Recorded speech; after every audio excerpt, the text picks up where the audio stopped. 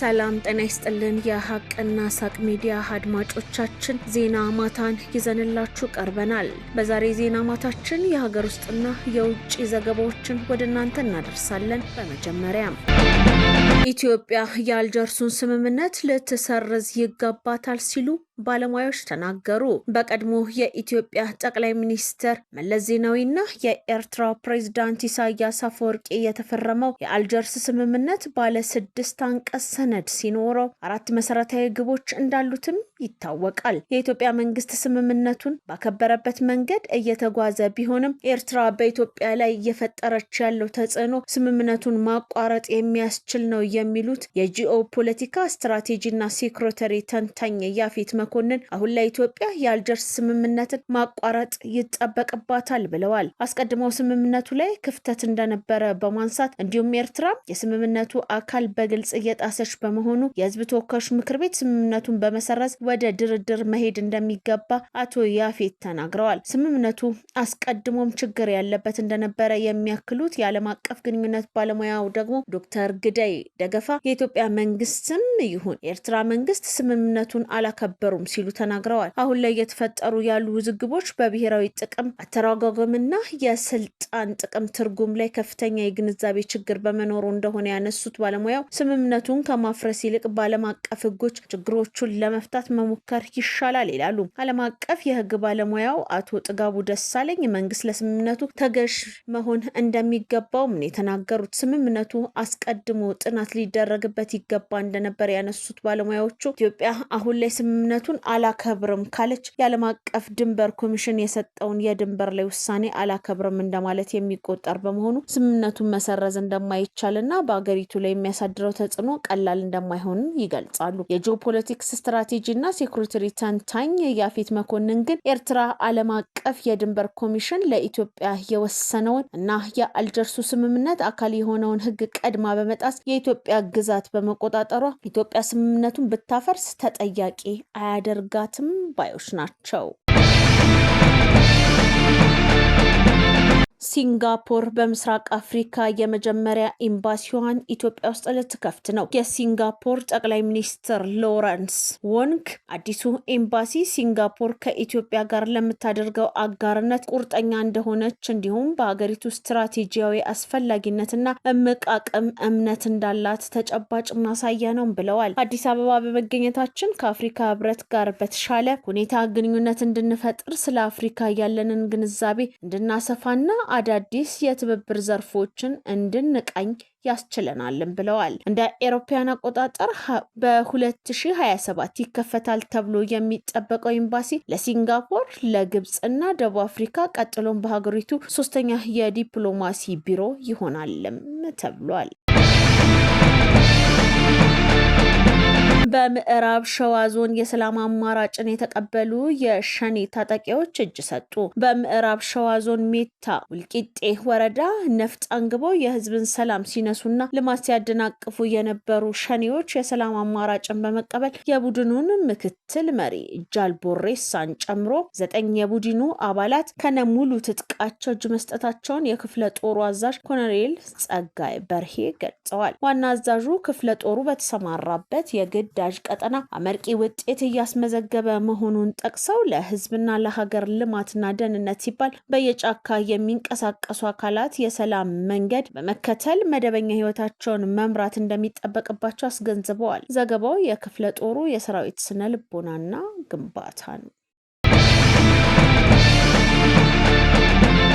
በሱዳን የሚገኙት የትግራይ ተፈናቃዮች የይድረስልን ጥሪ እያሰሙ ናቸው። በሚፈጸምባቸው የሰብአዊ መብት ጥሰት ህወሓት በአገሪቱ በሚገኘው ታጣቂው አማካኝነት እየተሳተፈ እንደሚገኝም ለማወቅ ተችሏል። የነ ደብረ ጽዮን ክበብ የሆነው ህወሓት አሁንም ሌላ ጦርነት ለመቀስቀስ ላይ ታች እያለ ነው። ነገር ግን ቡድኑ ያወጀውን ጦርነት ተከትሎ ከዚህ በፊት ከቀያቸው የተፈናቀሉ ዜጎች ወደ ቀያቸው አልተመለሱም። ይህም ብቻ አይደለም። ህወሓት ለተፈናቃዮቹ የተሰበሰ የታሰበውን እህል ጭምር በግፍ ወደ አስመራ ሲያስጭን ከርሟልም ይላሉ በሱዳን የሚገኙ የትግራይ ተወላጆች። ይህን የቡድኑን የጭካኔ መንገድ የትግራይ ህዝብ በአንድ ድምጽ ሲቃወም የቆየ ሲሆን ከቀያቸው ተፈናቅለው በተለያዩ የስደተኞች ካምፕ ውስጥ የሚገኙ ተፈናቃዮች ህወሓት እያደረገ ያለውን የጦርነት ጥሪ በማቆም ወደ ቀያቸው እንዲመልሳቸው ሲጠይቁም ቆይተዋል። ቢሆንም ቡድኑ በስደተኞች ስም የሚነግድ በመሆኑ ስደተኞች ወደ ቀያቸው እንዲመለሱ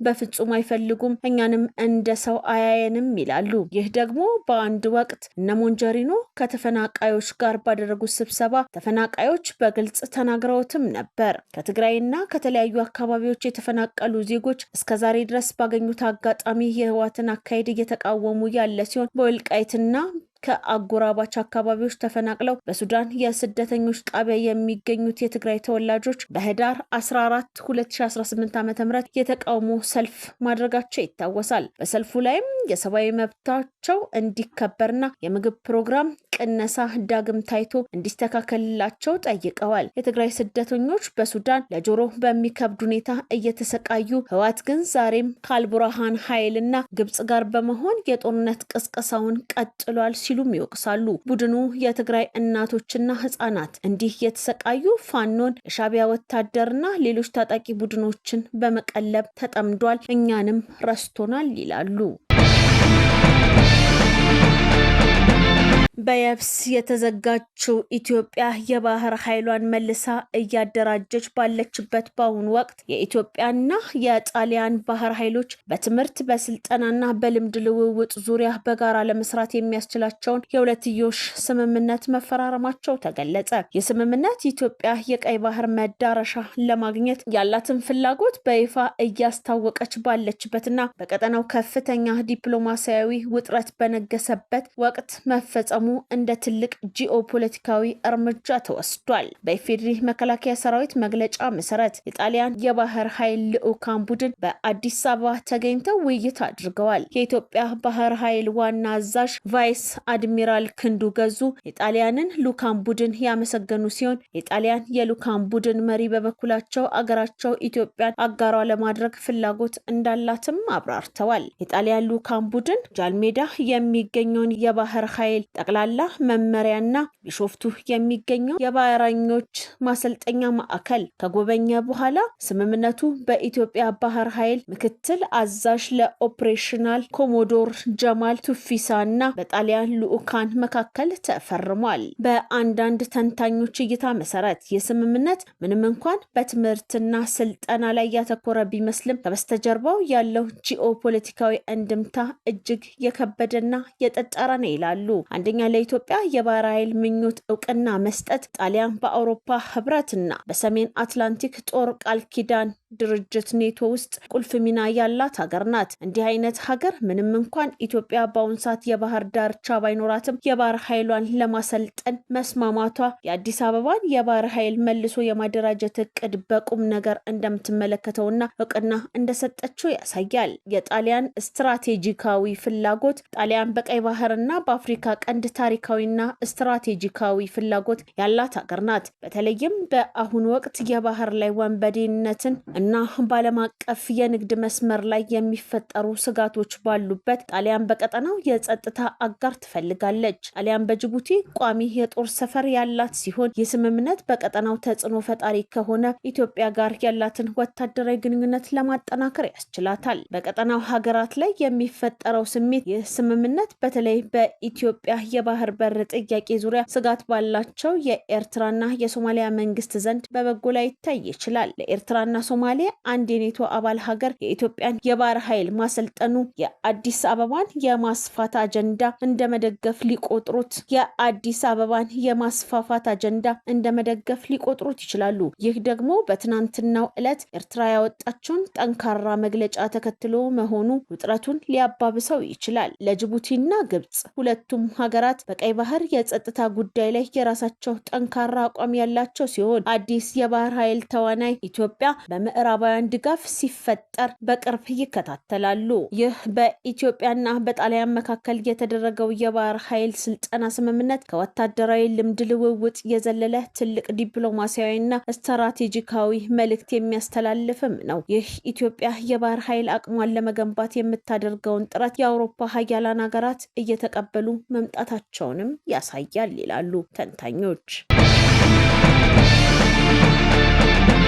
የአሜሪካ መልእክተኛ የተባበሩት አረብ ኢማራቶችን በማገልገል የሀገሪቱን ሰላም እያደናቀፉ ነው ሲሉ የሱዳንን የጦር አዛዥ ከሰሱ። የሱዳን የጦር አዛዥ ጀነራል አብዱል ፈታህ አልቡርሃን እሁድ ዕለት በዋይት ሀውስ አማካሪ ማሳድ ቡሉስ ያቀረቡትን አዲስ የአሜሪካ ሀሳብ ውድቅ ማድረጋቸው ተዘግቧል። ቡርሃን በካርቱም የሜጀር ጀነራል ከፍተኛ የጦር መኮንኖች በተገኙበት ባደረጉት ንግግር የአሜሪካ መልእክተኛ በሀገሪቱ ላይ ስልጣንን ለመጫን እየሞከረ ነው ሲሉ ከሰዋል። በስብሰባው ወቅት ቡርሃን የሽምግልና ሂደቱ በዚህ አቅጣጫ ከቀጠለ ሰራዊቱ ገለልተኛ ያልሆነ እንደሆነ አድርጎ እንደሚቆጥረው ጠቅሶ ማሳድ ቡሉስ ያቀረቡት አዲስ የዩኤስ የሰላም ሀሳብ እስካሁን ከቀረቡት ወረቀቶች ሁሉ እጅግ የከፋው ነው በማለት ውድቅ ማድረጋቸው ተዘግቧል። አልቡርሃን ሀሳቡ የሀገር ደህንነትን ኤጀንሲዎች እንዲፈርሱ የሚጠብቅ ሆኖ ሳለ የፈጣን ድጋፍ ሰጪ ኃይሎች አርኤስኤፍ እንዳለ የሚተው በመሆኑ ተቀባይነት የለውም ብለዋል። የአሜሪካው የውጭ ጉዳይ መስሪያ ቤት የናይጄሪያ መንግስት የሀገሪቱን ክርስቲያን ዜጎች በቆራጥነት እንዲጠብቅ በድጋሚ አሳሰበ።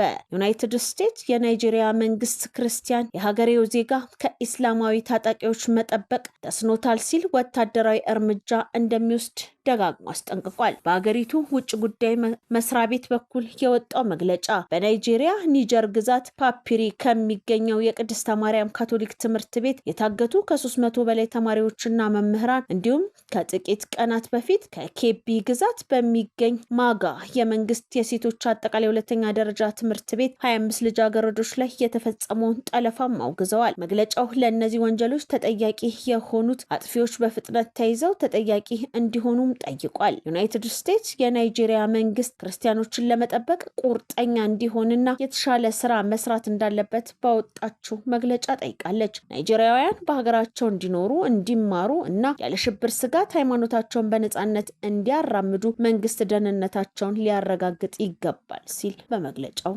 አስታውሷል።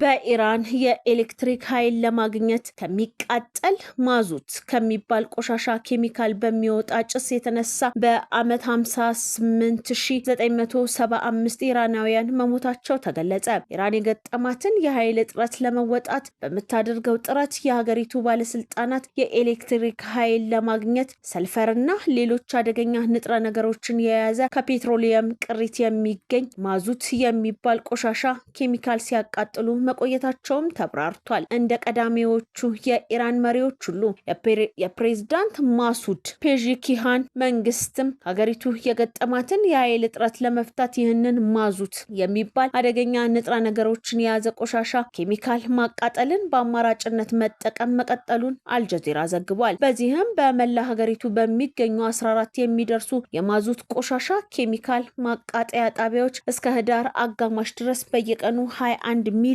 ሊትር ወይም 5.55 ሚሊዮን ጋሎን የማዙት ቆሻሻ ኬሚካል እየተቃጠለ ለኤሌክትሪክ ኃይል ማመንጫነት ሲውል መቆየቱን ለኢራን እስላማዊ አብዮት ጥበቃ ኃይል ቅርበት ካለው ፋርስ ኒውስ ኤጀንሲ የተገኙ የመረጃ ምንጮች ገልጸዋል። ከማቃጠያ ጣቢያዎቹ የሚወጣው አደገኛ ጭስ በሚፈጥረው የአየር ብክለት የተነሳ በኢራናውያን የቀን አቆጣጠር እስከ ባለፈው መጋቢት ድረስ በአንድ ዓመት ጊዜ ውስጥ ብቻ 58975 ኢራናውያን መሞታቸውን የኢራን ምክትል የጤና ሚኒስቴር አሊሬዛ ሬሲ ለመንግስት መገናኛ ብዙሃን ተናግረዋል። በሌላ አገላለጽ ከዚህ ችግር ጋር በተያያዘ በየቀኑ 161 ሰዎች ህይወታቸውን ያጣሉ በማለትም አልጀዚራ ዘግቧል። የሀቅና ሳቅ ሚዲያ አድማጮቻችን ዜና ማታ የተከታተላችሁትን ይመስል ነበረ። ጥሩ ጊዜ ይሁንላችሁ።